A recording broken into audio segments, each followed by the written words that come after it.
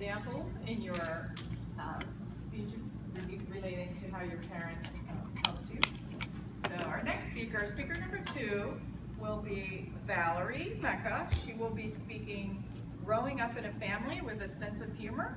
And this is 8 to 10 minutes, speaking after dinner. Good afternoon, Division Director, fellow Toastmasters, and welcome guests. My name is Valerie M, and my speech is from the after dinner speeches. How many of you have attended presentations or trainings where the person that was set up right after lunch to speak or give their presentation always had a comment in a negative manner as, out of all the people that were to be put on after lunch, it was me, and now I have to try to keep your attention, keep you from falling asleep. Well, my suggestion first would be, if you have access to the lighting to make it brighter, I would suggest doing that. I would also suggest making the room cooler if you have that possibility. The other thing is, why not wear something that's bright, such as a yellow dress, to keep people's attention? With moving on with my speech now, I hope that you do find it puckish and entertaining as well as informative. Growing up as the 4th child in my family, we come from a home where humor was used quite often, whether to entertain people or to make light of things. For example, as far back as I could remember, my mom had a sense of humor. And an example of this is when she was giving birth. It was her 3rd pregnancy, and she was pregnant with my twin brother Thomas and myself. But in the 60s, they did not know about, they didn't do sonograms the way that they do nowadays. As she's giving birth to my brother, the doctor says, "Wait, there's another child." And my mom said, "How could that be? I only have one sweater set." When I would hear that statement said throughout my lifetime, I would be like, "Wow, Mom, you were going to leave me in the hospital just because you only had one sweater set?" But I knew where she was coming from. I come from a family of 4 children, 2 older sisters, a twin brother, and then myself. She wasn't prepared for a 4th child. She probably only had 1 crib in the home and was set up for 1 child. That reminds me of when I had my son. He was my 2nd birth, and I did something similar. I said, when I arrived at the hospital at 12 noon with my husband, one of the things that came out of my mouth was, "Will I have the baby by 3 o'clock?" And the doctor said to me,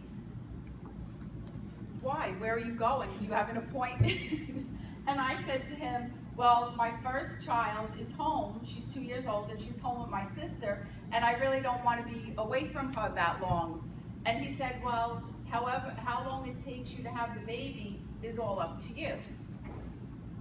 My brother and I, being twins, we were fairly close, especially as we were younger. And people would often ask, "Are you closer than regular siblings? Do you feel different things that other siblings wouldn't feel?" So my answer would be, yes, we were very close, and I was overprotective of my brother. Although I loved my grandmother so much with all my heart, there was a point in time where my brother, we were pretty much like 5 years old, and he did something that got my grandmother angry, and I don't remember what it was, but she was angry, and it hurt me that she was mad at my brother. I mean, how could you be mad at my twin brother? That to me was, I mean, you can't get any closer than that. And what I told him is, I said, "Tom, don't worry. When she goes to sleep, we will go outside and kick the rose bush and the mimosa bush that she loves." Well, I said that within ear's distance of my grandmother hearing, and she burst out laughing and said, "That is the most cutest thing I heard you say." And it was because she knew how much I loved her, but yet the love for my brother was so much stronger, and I wanted to protect him, and I didn't want him to feel bad.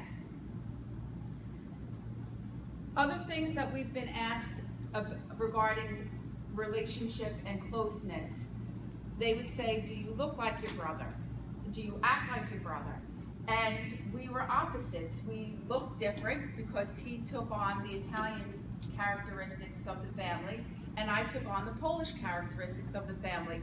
And I'm not saying that as a joke, but I really am Italian and Polish. And he had the darker skin, the darker eyes, and I had the lighter skin and the lighter eyes. But all in all, my brother and I are very close, and even though we do live a distance away from each other, we still are close. And that's something that is something I treasure. I know that each of us know stories that we've grown up with, things that were good, the bad, and the ugly, times where maybe a family member or even the person themselves had gotten into, let's say, a glass cup fell on someone's foot and they needed stitches, or let's say maybe going to Great Adventure or something, maybe one of the siblings got lost and you had to find them, or the mischievous one of the family that got into trouble more than the other kids in the house. But we all have those humorous stories, and both sides of my parents' families had senses of humor. My uncles would always tease me because they knew that I would have these knee-jerk reactions and these quick-witted comments back to them when they would have a comment, and then I would be able to reciprocate a comment back. And that was even as a very young child. And it goes to show you that even though you grow up in a family with different, let's say 5 different siblings or 3, even though it's the same home, it's the same parents, each child has different personalities. Another funny story that I'd like to share is, one day you wake up and you say, oh, when I'm going to be this when I grow up. And for me, it was, once I attended college, I figured I would be a physician's assistant. Why not? You help people. You work in a doctor's office. You help people heal their sore throats by giving them medicine. Well, that wasn't the case when I'm sitting in the class and find out that I'd have to work in the ER. And after my brother needing stitches and having a dislocated shoulder and various things, that wasn't happening. And I said to myself, I'm not working in an ER.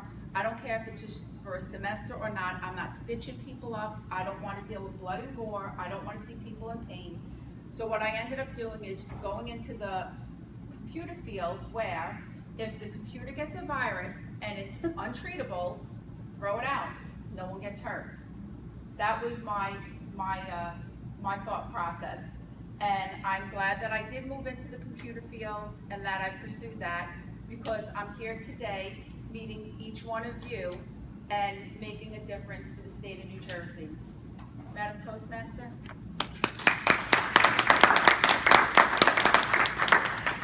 Thank you very much, Valerie.